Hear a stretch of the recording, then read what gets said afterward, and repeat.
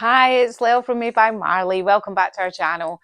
Today, I want you to follow along while I dye the fabric, I stamp the fabric, and I do simple upholstery and paint this chair using the Pennsylvania folk stamp from IOD. So follow along and see how easy it was. Okay, so this is the chair. It looks a little bit like a crime scene. I've got to admit, these parts here need fixed. There's actually a great big hole in the back of it. My dog's chewed it. Yeah, there's not a lot of things I can say about the chair. I'm not getting rid of the chair. This was my grand's rocking chair, and I've upholstered this chair about 3 times. So this is the chair. We're going to leave the chair alone just now because it's a lovely sunny day, and we're going to go and dye the fabric. Okay, so I'm doing this outside because it's a little bit messy. And once I've dyed the fabric, I'm going to be hanging it straight up onto the washing line because it's a lovely day. It's a wee bit windy, but it's just right conditions for bleaching, for dyeing fabric. This I got off Amazon. It's 2 meters, it's calico fabric, and it's the untreated, so the non-bleached calico. Now, you don't have to do this. You can just use an old curtain, or if it's kind of for more of a heavy duty thing like a chair, you're going to need something, like an upholstery fabric, but you can do the same process on anything, because just make sure your fabric has been washed first and dried, just to get any of the residue or chemicals and things off it. I only know this because I spoke to my daughter about it, and she's got an art degree, but it's in fabric design. And so she was saying to me, you need to get this, this and this. But she said anything will do as long as it's for the project, as long as it's washed. So I'm just going to unravel this. I'm going to need to cut this into sections, but what we're actually going to do, we're going to stamp it all, and we're going to put a design on it. But I just need to get the initial colour down. So all I'm going to do is I'm going to open it up. It's quite hefty.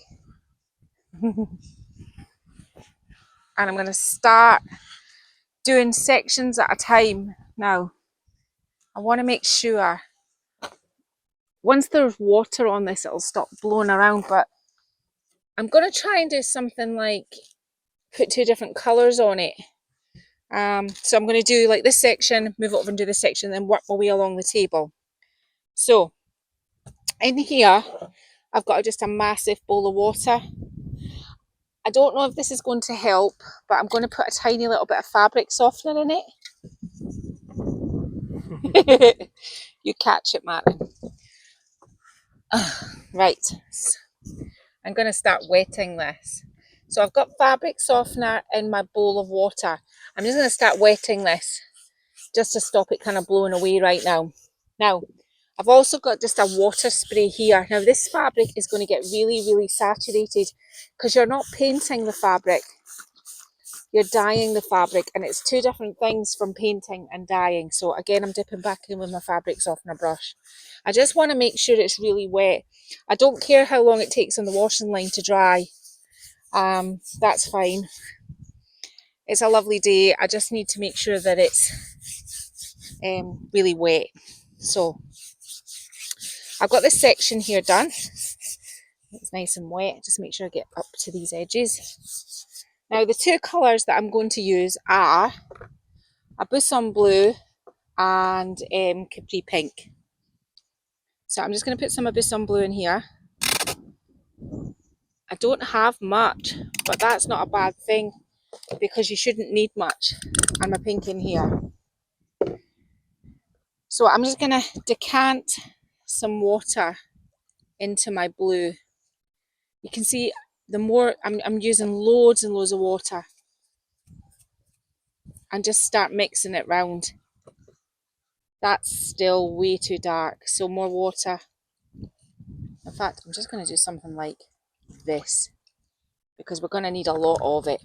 Now, all you need to do is start painting it. Now, I want a sort of 2-toned effect. So I'm going to put it on like this, but I'm also just about to do the same thing with the pink. And I'm hoping that when they both meet, I'll get a kind of purpley colour. Here's hoping anyway. I don't want things like that.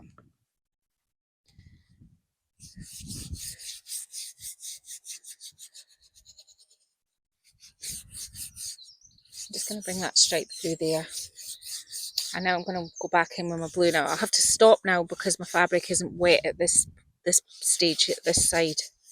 I'm just going to make sure I go back there and put something on here. I'm not cleaning my brush in between because I'm using two of the same colours. That's all right, Martin. It doesn't matter about that. It's just back to the water. So again, covering it up with water. And what I'm kind of looking to make is not a sort of tie-dye, but a sort of kind of ombre with the colours, the blues and the pinks, and where they mix together, the purples. I deliberated for quite a while on my choice of colours, and I thought, what can I do that I'm going to like? Because remember, we're going to stamp a whole pattern and design over the top of this, so, and I'm going to have to cut it up into sections to upholster the chair. So I don't mind if some parts are more pink, some parts are more blue. It's just, this isn't going to happen really quickly, so, you know, take your time. I'm just going to do this section here now. So I've got quite a lot of pink over this edge here. I'm just going to dip my brush in there, get rid of some of that, and then go into the blue. And I'm going to do a blue section here. It's okay to saturate it, it's absolutely fine. You just don't want to put, like if you do this in your paint, you'll see that down the bottom, that's just lumps of chalk with the pigment in it. If you touch that, you've got to keep stirring it around because that's the bits that will give you big dark marks on your fabric, and you don't want that. So I'm going to go back in with the pink. So I'm going to get on, and you can see what I'm doing. I mean, it's not difficult. I'm just painting it, whatever colours I fancy.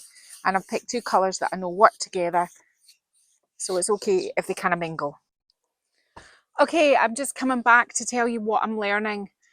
It's too pale. I don't want to end up being crunchy, but I don't want to end up either being too insipid that I don't like it once I've got to put the pattern on. So what I've found is the best, and if you're doing this at home, strategy of working with this is, because I've done this part here and I'm really happy with it. This is very messy, by the way. So imagine this part here, because this is really saturated and wet, not this part here. I'll just wet this part so we're all on an equal footing for this square here, and I'll show you what the best way to do it is, or for the most sort of colour interest. Maybe you're looking for a more muted look, but I'm not. What I've done is I've just got the actual paint in here and I'm just painting it on. There's enough water in it, and then I'm just dipping in the blue and just bringing the blue and putting the blue on it, and that's what I've been doing, and I think it's given me more the look I had imagined in my head. I don't think it's going to end up being too crunchy because it's got all of this water in it. So I'm just going to move from section to section now. It's quite messy. So this section here now, because now I've hit upon what I want to do with it. So this section here had already been wet. I'm going to need a bit more blue. And I'm not cleaning my brush in between still, so that I'm getting the mix of both with my nice wide brush. And this is what I'm doing. And I think anything that crumples or creases and leaves like this, I'm leaving it, because it won't, you were not going to be surprised to know that when I do this, this is going to be a sort of kind of bohemian look. So I don't mind those parts. In fact, maybe at the end I might kind of do some of this onto it. But this is what I'm learning. Normally I just dunk it in it. I've dyed things recently and I've just dunked it in the water with the paint in it. I wanted to paint this because I thought it would be more vibrant, but when I was actually looking at it, I went, I don't like this, it's too light. So this is what I've hit upon. So if you're doing it at home, saturate your fabric first, dip in your, straight in with your paint. Be brave. Okay, so I dyed the fabric. It's all done. Just set that to the side right now, because before we can do anything with our fabric, we need to get templates. Now, I am not the most amazing upholsterer in the world. I've done this chair before multiple times, so I know what I'm doing. But if you're going to start with simple upholstery, look at the chair first and go, can I take it apart? Can I get my templates off that? So I'm just going to turn the chair on the side, because this is the first template here that I'm going to remove, and it's not going to be difficult because it's falling apart.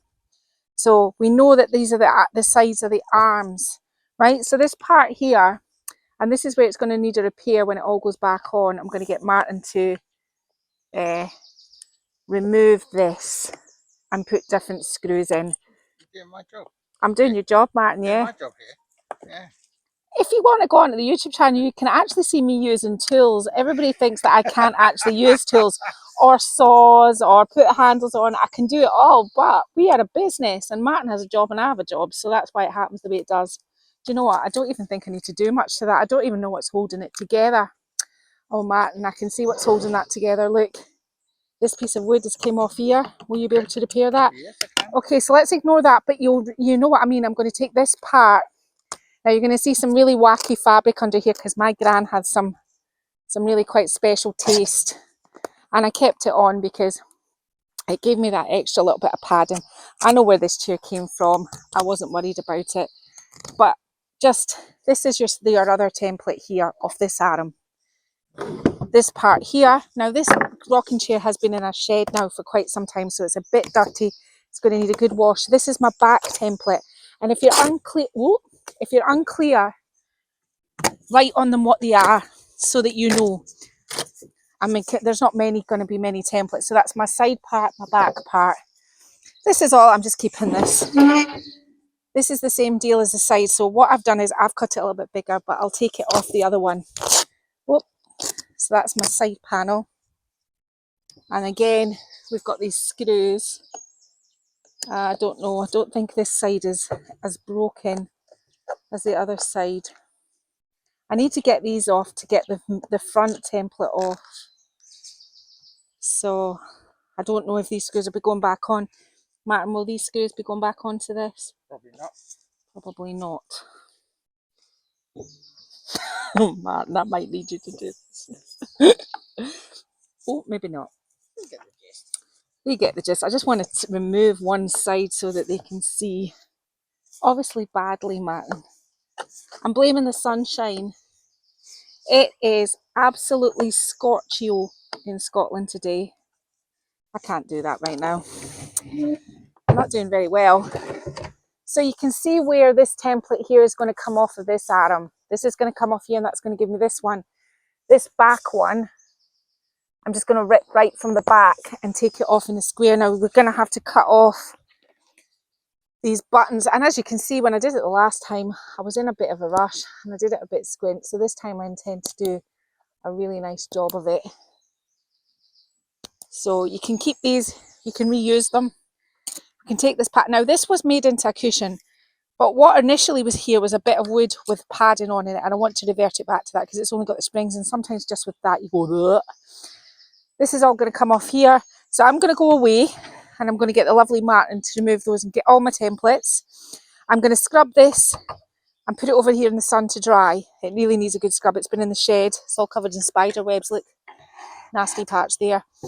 We're going to lay out our fabric. We're going to cut kind of the template sizes onto our fabric before I stamp them. I don't want to stamp it in one big long piece. It's just, I want to do a pattern, but I also want to do borders around it. But I've learned through experience, if you put stamped fabric and you put borders on it, if you pull it this way or this way, it's never going to quite right. So I'm going to put the initial pattern on it, and then I'm going to be quite bold and I'm going to actually stamp the borders around each piece of the fabric on the chair when it's upholstered. We'll see how that works. But follow along while I just get myself together. What I've done is I've pinned all the parts onto the fabric. I've kind of moved it around the fabric because there's different textures that I like, and so I was trying to kind of incorporate lots of different, where there was more blues, where there was more pinks. Now can I just say about this?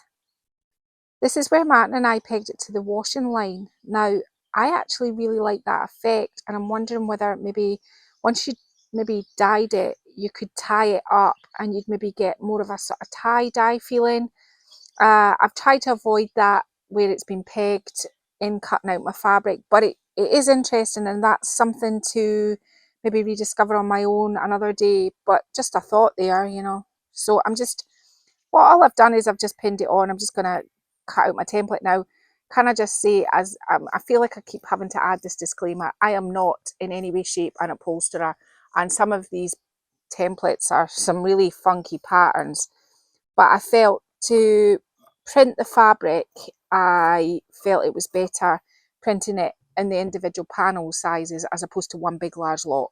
So that was my thoughts. And as I said, I'm going to try and put borders around each panel once the chair's been put back together, because there's too much movement, I think, and it might kind of be a little bit, you know, not centered or not quite right. So I'm going to get on, cut all of these out, and then the next time we come back, we're going to be stamping these. Okay, so I've mixed up a raspberry colour, which was a little bit of Scandinavian pink and a little bit of Capri pink. And this is the colour I've got. Now, this is the worst finish known to man. It's just awful. I have no words. So I am going to be doing stippling it on like this. It's probably going to, well, it's not probably, it'll need 2 coats. So I'm just going to do this whole chair, this lovely pink colour, which should hopefully work well with our fabric. That's all I'm going to do, and by putting the texture on like that, it's hiding so many things that need hidden. It's been thoroughly cleaned. It is what it is. It's a really old chair. My gran, I'll tell you more about my gran as we go along, but I think really I get my creativity probably from my gran. And this was her chair. There was originally 2 of them, but when she died, a family member took the other one and subsequently dumped it, and so I wish that I'd had the both of them, because one was my gran and one was my grandpa's, but I didn't get in there. I was too young. I was only a teenager when she died, and I never really thought in the future that I would want a rocking chair. Maybe I should have had the foresight, but so I'm just going to go on and do that now, paint the whole chair this lovely pink, and then this can be drying, and I think Martin and I are considering maybe moving into the stable. It's just, it's so he's laughing, it's so hot. I think the problem is we're Scottish people and we're just not used to this sort of heat. It's just not something that happens, and the problem with this is what generally happens when it's like this in Scotland. Everybody goes crazy, takes all their clothes off and gets sunburnt, and I burn really easily. I mean, I've got, in most of the time I have sort of a blue tint on my skin. It's never tanned, and I don't like to burn. So I think maybe what I'm going to do is go over to the shed and do all the stamping work over there. The jury's still out. It's quite cool under here, but still I don't want to burn. So, and it's incredibly hot. So I'm going to get on and do this. I'm just giving this a second coat. Once this has had a second coat, I'm just going to leave it out here to dry and set up before sealing. And then we're going to move everything over to the stable, and we're going to start printing the fabric, which is the exciting part. I haven't made up my mind what I'm going to be printing on the chair yet. We're going to set up over there so that we can get those panels ironed and set up and hanging on the line, ready to go back on the chair. Okay, so we're back in the kiln now. I have unpinned my template from here. This is the seat one. Now this is a little bit complicated. I tried to tell Martin at first, then I had to explain it again. It was originally a cushion, but I don't want to put it back as a cushion. I wanted to put it back with a foam and a base and put it back like that. So I've had to cut out more to go round the foam and the base. So when I remove this, this is the seat pad. Now I started on the seat pad because once I've done one panel, you don't want to see me do every single one. And what I'm going to do is I'm going to stick with this whole panel. Martin will film me and we'll kind of speed up parts just so that you know what I'm doing. I have taped it to the table, my fabric to the table. It's still going to move a little bit, but it's taped. And I've put this square of tape around here so I know where my kind of rough margins are. As I said, I would like a border around everything. So I might see if I can stamp it onto the actual chair. Probably not. Right, now, what you're going to need for this, you're going to need rollers. If you don't have rollers, don't worry about that. You can use a foam roller, or you can use makeup sponges, or you can use ink pads. You can, you don't have to have these. This is not a prerequisite to doing what I'm going to do. I've got a mix mat sitting off to the side. You're going to need a little bit of this because this is obviously to season our stamps. What stamp are we going to be using? The Pennsylvania Folk Stamp from IOD. Isn't it lush? Do you want me to open it out so you can see? What I'll do is I'll open it, Martin, and then you can actually see it in its splendor.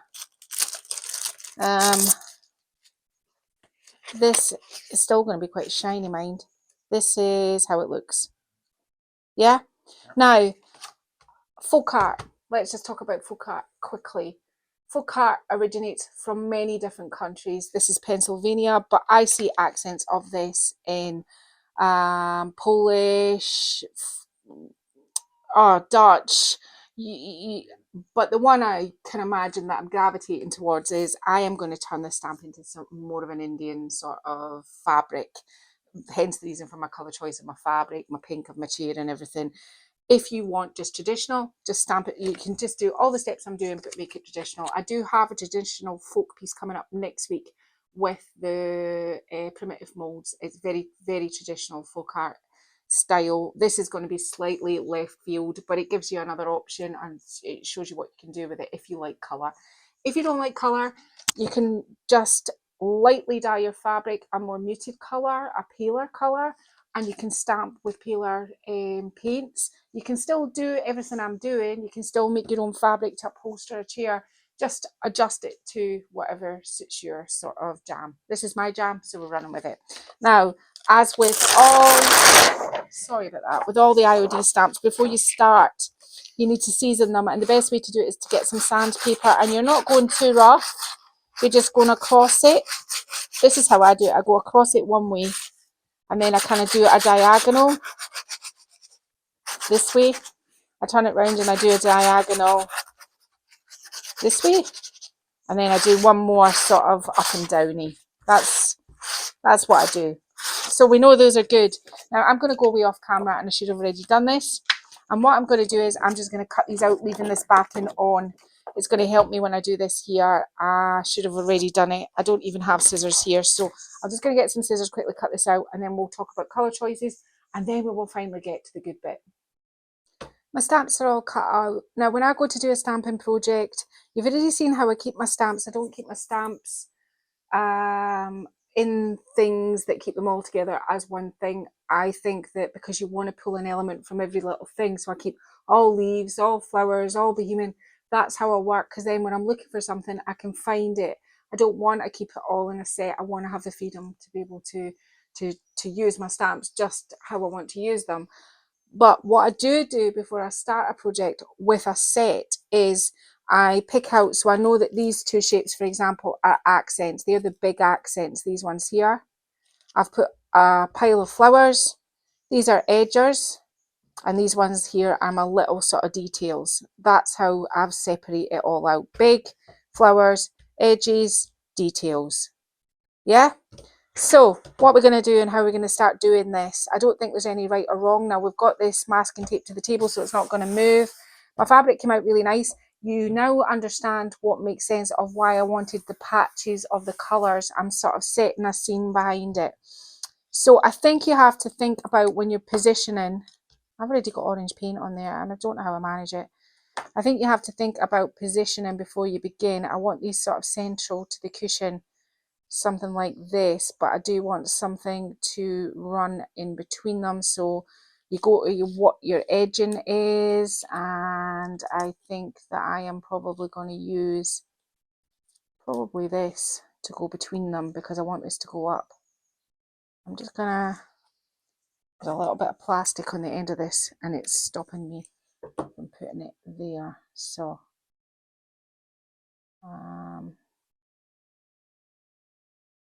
something like this to start with. I think we have to we have to go for it. I mean, we can't just sit here and look at it forever and go, right, what we're going to do. So my colours are sort of varied, but the colours I'm going to start with is I've done a sort of mustardy yellow, a sort of peachy sort of orange, and I've got Florence just straight out of the bottle. These are all Annie Sloan paints. So right, so I think I want to make a sort of statement with this. So I'm going to start this because this is going to actually, and you can use masking tape, although it doesn't really matter, I think, at this stage whether it's going to be terribly straight or not. But let's just, this is so unlike me. but I'm just going to do something like this, just so that I'm kind of lining this up relatively straight once I stamp it down. So something like that. So I know I'm going to go in the middle of there. Now, never good, never ever good to stamp on top of things. I know you've probably seen me do it, but it's quite naughty and you shouldn't really do it. So I've got the plastic. No, I've got something, Martin. You wee darling trying to help me out there. So I'm going to do my, put your roller in your paint onto your surface and offload it. Make sure that it's not too heavy with paint. You do need it slightly heavier because we are going to go onto fabric, but you don't want it dribbling everywhere either. So, and this is a new stamp as well, and they're always a little bit more tricksy. So let's just see how this works. Now, stamping onto fabric is never going to be perfect. It's just not. So you have to live with that. This is what you have to live with. So.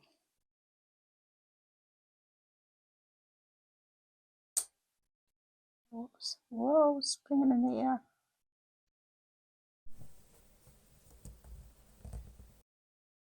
And this whole thing and every part of this chair is going to be stamped. So that's my first part. Now I'm going to do these birds, and I'm going to do these birds. You need a different roller for this. I'm going to do these birds in this sort of gold colour, but in the mustardy yellow. So putting it onto here, making sure. Sometimes the new stamps don't, depends how well you season them. Sometimes there can be, I think they're always a little bit better once they've been used and washed, but that's just my sort of opinion for what it's worth. Probably not a lot. I'm going to try and sort this out and get this in the same sort of positioning as my wee birdie here, but whatever way this one goes down, we'll have to work from that. I think you have to work, you have to understand, you've seen me do things before. There's always going to be an element of squint, isn't there, Matty? No, he says. It's always meant to be. It's meant to be like that, is it? Yep. So, put my birds down. Happy little accidents. Happy little accidents. And I'm just going to do the other bird on the other side. Now I am, of course I am, going to come back in and add a little bit of paint to these, but I'll probably do it with acrylic paint pens.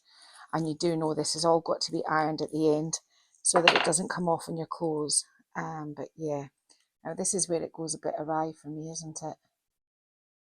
Do you think I'm about right there, Martin? We'll find out in a minute.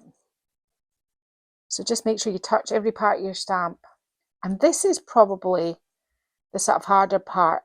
The hard part's done now for me. I've got the central part done. Anything I do now is just all kind of working off of this. There is going to be a border, but it's not the border. You know what I mean? There's going to be something, but then an actual border.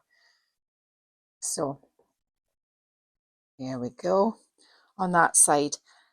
Now what we're going to do, we need something at the top, and there's a very typical sort of folk arty one. I think this is the one. Just going to remove this here, and I'm just going to stamp this here with the orange. It's not quite a coral, it's just a sort of less orangey orange. That's all I've done with this. I'm going to be going quite heavy with this because I think it'll show up a little bit more if I'm a little bit more heavy-handed as opposed to offloading it all the time. Let's see if this is a sharper, brighter, because if it is, I might go back over these when I'm done. Matt said no. I won't do them on camera, Matt. See, with a little bit more ink, how this works out. Yeah, see, I'm thinking that maybe I'm just being a little bit too gentle with the ink. Now, what do I want next? I want something on either side of this coming out. So I think I'm going to do something like this with the dots. So this time we'll try it again, but we'll be much more generous with the paint and see how this works.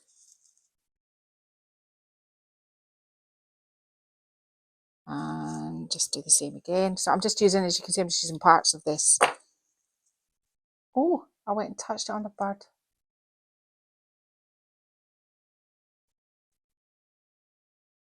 Now I need something to come off of this, and I think I'm going to now introduce a sort of reddy colour, which I've got over here, which I've had for quite a while. It was in a pot, I found it, and I thought, I'll just have a wee go at that. So I'm just going to offload this though, because it is terribly thick. So this is a lovely stamp. I already know that it's going to go into my favourite box and be used multiple times. So on there like that, and I'm going to repeat the same on the other side. I'm scared that this is getting a little bit dull, so what I'll do is I'll stop the camera, do a little bit more, and then Martin will come back in a minute and show you how far I've got.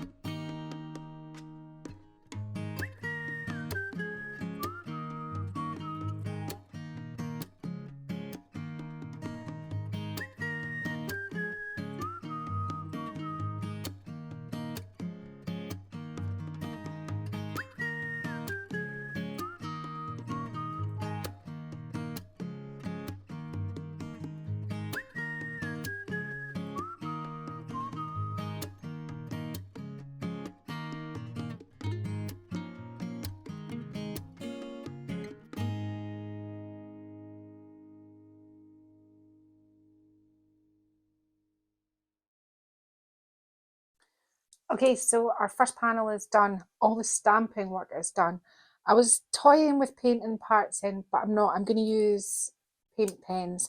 Paint pens are for fabric as well, and when you heat seal it all, it'll all be fine. Now, not all paint pens are created equal, shall we say. My favourite brand is Artistro, but I spoke recently about trialing some new pens, which are the Posca pens. And so far I'm having really good results with these ones as well. I've got a mix of other ones here. Not sure about these. I was looking for a red, but so what I've been doing and just sort of trialing is I've already painted the little dots in here with my pen purple, because now I want to try and give it the sort of vibe of what I'm looking for. So I've picked out some colours. These are the sort of colours that I'm going to be using.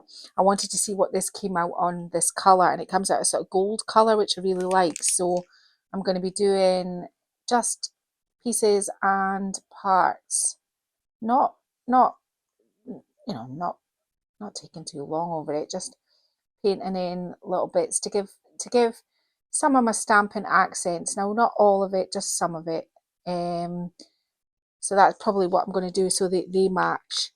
I've got a cream colour, and I want, with this cream, I think the cream would go nice with the blue, so I'm probably going to do something like this, because you know I like the spots round the edge of this, because the kind of spotty dotty thing kind of comes into sort of Indian influences and things like that. So I'm going to probably do this around these here, and for this one I'm using the Posca pen, and this set is, I tell you why, it's all sort of dark colours, because I wanted to do a fox. So I haven't done the fox yet, but these were the colours that I wanted. But they come in different packs of different colours depending. So I've got a deep grey, a ruby red, an English green, Perusian blue, an ochre, a brown, a raspberry, and an ivory. This is the colour in here, and I thought this would make a nice fox colour, although, as I said, I haven't done the fox yet. The fox is just, still in the making. So I'm going to do this round these little edges here. I'm not going to make you watch all of that. I thought that I would do round about the eye of the bird. I thought I would go for this dark purple, just to kind of, but I'm not taking it all the way in, just kind of darken up his eye there, and I think I might just do a sort of black part. So that there, with a black dot for the eye.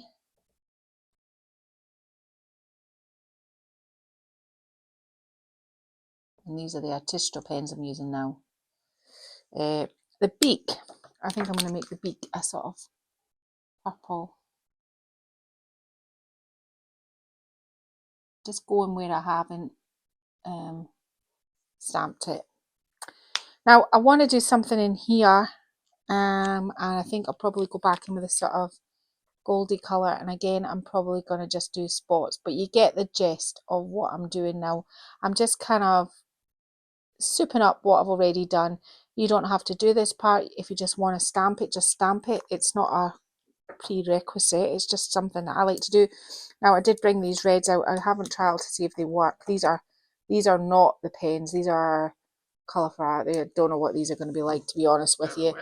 I don't know where they came from. They were just in my stash. I thought that up here the red would look quite good in here because it sits beside red. So, and I can already see these don't even go on the fabric as nice as the other ones. They just don't, but use what you've got. I have a graveyard of paint pens because I think I've trialed every paint pen known to man at some point, and I've got them all in sort of fine line as well. I don't all have them all in thick, so if there's any parts that I think, oh, I might need a fine liner, I can have a wee look in my stash. But this is all I'm doing now. I'm not going to bore you by sitting making you watch all of this, but you get the sort of gist. I'm going to just kind of like colour in some parts it's just to give it a little bit more detail, you know. But it doesn't need, the whole thing doesn't need coloured in. It's just a little bit of extra detail. That's all I'm doing here. So I'm going to get on and finish this panel now. Because you've seen me do this whole panel, that you're not going to be seeing anything different on all the other panels. So I'm going to go away off camera, finish all my panels, and then I'm going to go outside the garden and I'm going to seal the chair. Then we're going to bring it all back in together and start putting this back together. And that should be interesting because, as I said, my upholstery skills are, I mean, they're all right, but they're not perfect. So that should be a bit of entertainment for us. So that's what I'm doing here. I'm going to go on and put my little white spots. I don't want to forget them on the edges. But apart from that, I think that's probably all I'm going to do on this. I'm not going to add too much. That's just enough, I think. I might do something on this flower and this flower because it's looking a little bit lost. So I might do something on there and there. But apart from that, that's it. I'm going to take off my masking tape, take it off the table, and then I'm going to sit it in the pile ready for the ironing. Now, for those that already think Martin is awesome, I don't iron. Martin irons. I cook, but Martin irons. Martin irons for a reason, because when I iron, Martin says my ironing is bad. So he irons because he's backed himself into a corner there because I'm not ironing because I don't do a good job. So Martin will iron these panels for me and we'll get them all ready for the upholstering. So I wasn't planning on coming back to show you anymore, but I'm just showing you what my sort of plans. This is the back of the rocking chair, and I put a sort of midline to keep me sort of reasonably straight because I'm going to do a row of birds coming down this way. And then when I remove this, I can put florals and lines coming down it. I've taped it onto the table again, and I'm just kind of doing the same thing again. This will be the last time I talk through the stamp, and Mark might come back from time to time, but this is my sort of why I'm doing what I'm doing. Just showing you, just give you tips to be able to do it yourself. Yeah, cool. Okay, so I'm just quickly going to show you the fabric panels. This one here is the back panel. The back of the chair, not the very back, the back that you can see at the front. You know what I'm saying? The back bit that's, but yeah, the back bit. So this is the back panel now. These have all been ironed, and Martin and I took it in turns. These panels here are the front of the wings, and these parts here are the back of the wings. This part here is the back of the chair. I think this is my favourite. I think the colour combo on this one is, it's a shame it's the back, but it's all lovely. This is the back and this is the cushion. So the chair's all ready to go. I've got Martin to cut me out the wood for the cushion, so I think we'll do the cushion first before we start putting the parts together. So I'm going to need this part just now, and if you just give me a minute, we'll just get set up. Okay, so Martin cut me a piece of wood, and what I've done is I bought some of this squidgy stuff, and I just actually used the cushion that was on this. If this is for me, if it's for you, I obviously buy all brand new things. I knew where it came from. I knew it was all okay. So I've covered it with that just to keep it reasonably tight. And now I'm just making sure that my pattern is pretty much where I want it. Now you have to be careful when it's something like this, because if you pull it too much, then obviously you're going to pull your pattern a little bit squint. So you know, we don't want that. So I think we're kind of like good there.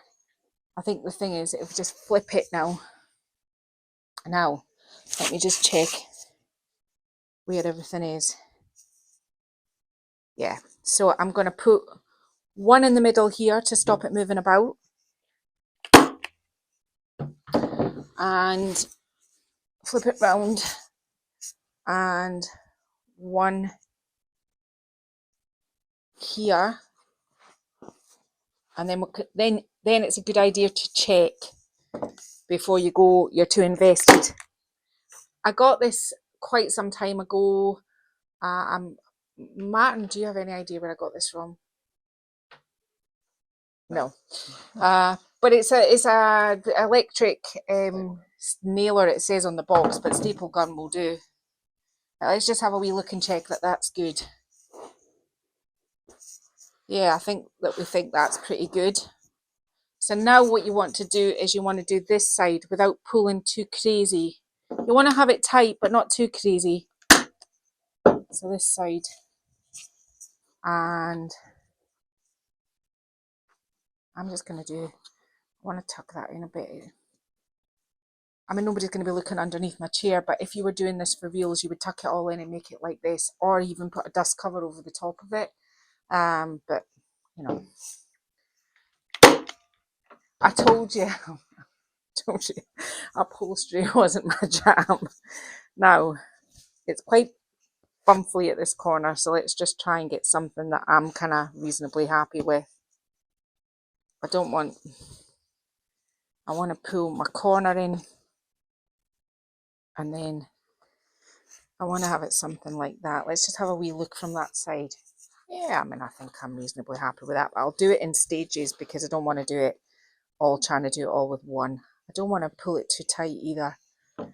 Now, I'm aware that this is probably taking forever and a day. I understand and appreciate that.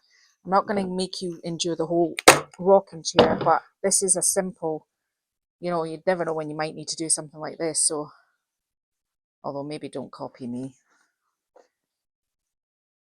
You're going to cut all your excess off at the end. You really want it to look as nice as possible. Yeah. So I'm going to get on and I'm going to do this the same way all round, and then we'll get to putting the front of the chair together, and then we'll start working on the wings of the chair. Yeah? Okay, so I've put a little tack down the bottom to hold it, and I've pulled it up over the back of the furniture, and it is, I think, straight. So I'm just going to put another tack in here, a staple in there, and I'm just going to pull over to here, because the inside of here pulls really tight for the back wing to go in. So I'm just going to pull this down and do the same here. Right, okay, so moving back round the front, you need to start now. When you're doing things like this, it's probably best you do one round before we cut it, just so we know what we're doing. But I'm just kind of making sure that there's no puckers. I mean, sometimes you can fold it right in, but we might be able to do that. We'll see how we go. But what I'm going to do is I'm just going to go under here and put a tack under the bottom. Now I'm going to go on and I'm going to do down these sides here until I get to here and show you here, but I'll do the one on this side so that you've got an idea, but you've got a sort of idea of how this is going to look. So I'm just going to go on and do this right now. Okay, so I've stapled it on the back all the way down to here.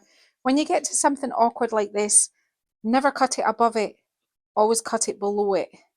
Below it is fine, but if you make a mistake and cut it up here, you're going to have to start yanking your fabric down. So I've cut it below it, but I still need to take a slight chink out of it. So I'm just going to do something like that. I'm not going to go all the way in, just going to tuck that down under there and pull. And that should be enough to get us back up round the other edge. And then you can cut this little part off. Yeah? And obviously tack this part here down. It's a kind of simultaneous thing. See, like sort of like that. Yeah? So I'm going to go on and I'm going to staple gun those on there so that you know how to get round like pieces like that. Next thing we're going to do is I'll do one wing off camera, one wing on camera, and then we will put our self-covered buttons on, pull them through with an upholstery needle, stick the back on, and we're pretty much done. Okay, so we're doing the wings of the chair now. I'm just going to talk you through what I've just done here. This part here is the wood part, so I don't want to cover that and I don't want to over tack it. This here is going to go and it joins onto the chair. That's why that's got no, it just is the rough self edge. When I flip it over, I've got my other fabric on the back. Now, this is what you're going to see from the side. Now, you can see the tacks. I'm not going to bother because this is the back of my chair and it's never going to be not seen. But when you're doing this at home, if you glue trim around here, you could just get burgundy trim. And I do actually have trim, but I'm probably not going to trim it out. I'm more interested on this edge here. That is the part that is going to be seen from the side of the chair. I want it to be nice and tidy. So how did I do this? I put this fabric on the front first. So the bigger print on the front.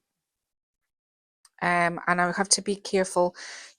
I've tried this. This has been one of those things where, because I've done it before, putting too much fabric in this gap here makes a messy join when the chair is screwed back together.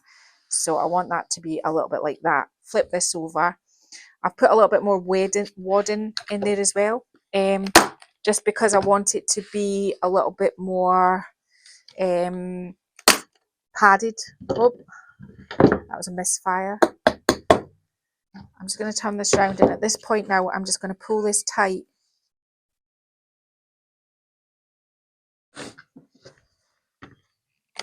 What happened? Carry on. Sorry, my gimbal died again.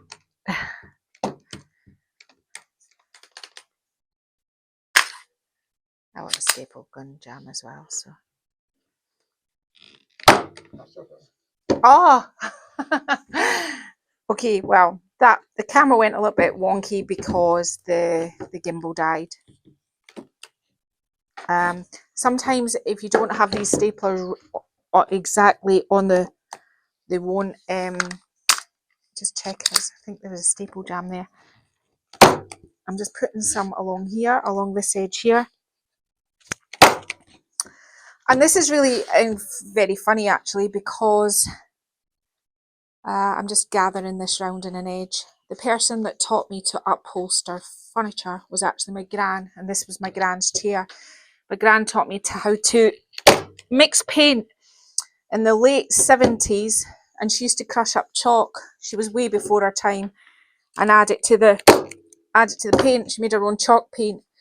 The Ugly Duckling Challenge, where I cut up a unit and made it into two, and well, Martin cut it up. That was my gran. My gran was doing things like that in the 80s. She taught me how to wallpaper, cook, paint, make clothes, use a sewing machine.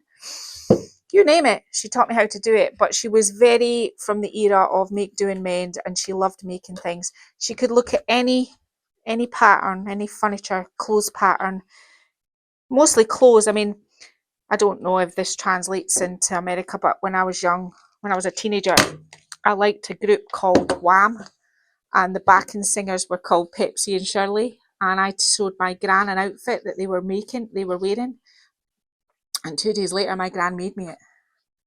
She had a problem with how short the hems were, but apart from that, she was good. She was good, my gran. She was very, very talented. She showed me so many things. So this is for you, gran, because I've still got your chair. So I'm just going to get on and do this now. What I'll show you before I finish this off. So imagine I've got this all lovely, neat and tidy. You take your back panel. Now I don't want to go onto this part here because this is the piece that goes into the furniture. And basically what you do is you fold it and give yourself a lovely nice, and you tuck it in, and you tuck it in until it's all looking lovely. And then what you do is, once you've got a really nice edge, you staple gun this down behind it so that this is all nice. Now, as I said, upholstery is not my thing, but I think I've already made such a difference to the chair. And as I said, you're going to see the staples, but you could just put some trim over it. So I'll get on and do this back wing. I'm going to get Martin to attach these two wings because they need substantial screws. And then we'll come back with the upholstery and the buttons going through, and then I'll staple gun the back on. Self-covered buttons, you just click. Sometimes you might need to get a pair of scissors underneath them, and you just click the back off like that. This is from when I covered it before. Now, what I sometimes think helps is, this is adhesive spray. It's the really strong stuff, not the sort of stuff you put stencils on with. Just pop a little bit in there, just a little bit. Nowhere near your hole of your button, but just a little bit, that's enough. And then just a tiny tap on there. Get your fabric. It's hard to tell which way it goes. This is William Morris Strawberry Thief pattern. Found it in my stash. Now you just work your way. It's kind of tricky. You have to kind of take your time, and all you do is you just kind of twirl it round and make it nice and tight until you've got it all, and kind of jam it down until you've got it where you want it. So something like that. Don't want really sort of any of the kind of edges. Then you get your little back part and you just wedge that down, making sure that it's not too loose. And that's your self-covered button. We put 4 chalk marks, one here, one here, one here, one here. So I'm going to start it on this end through here, and then I'm going to have to go round the other side to grab it. And you just push it all the way back right through the chair.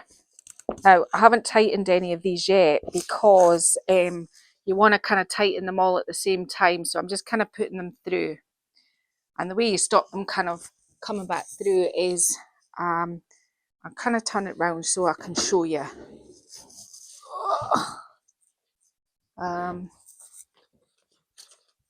Yeah. The way you do it is you just put a bit of fabric in there to stop it coming through. And I've just loosely tied a knot like that just now. I'll go on and put the other 4 buttons, pull them tight, and then I'll put the back on, and then I think we'll be done. Okay, so I know I said I wasn't going to, but if a job's worth doing, it's worth doing right. So I've got some trim, and the easiest way, my gran would have said, hand stitch it on. But nowadays people just glue gun it on. So what I'm doing is I'm working in sections down the chair like this. Yeah, I'm only doing small sections, and then I'm glue gunning it onto that seam.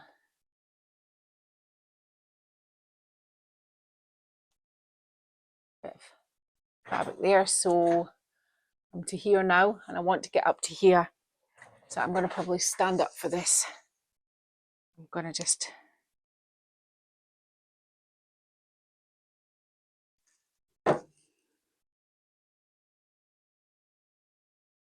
trying to keep it straight on the join so that when you stand back it looks like, now this is the back, and I know it doesn't, not everybody's going to see the back, but Martin and I decided that we will see the back. So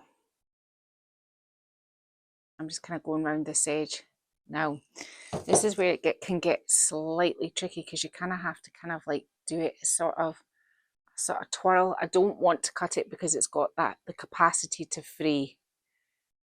So keep your edges nice, and while the glue is still hot, give it a right push in. There's a little bit of glue. That's the thing about this trim with the little holes in it. You can get all the glue strands at the end. Now I'm going to be working across this part here, which covers up the staples and makes this part nice. So I have to make sure that it's relatively straight, eh, Martin? Well, I'll try.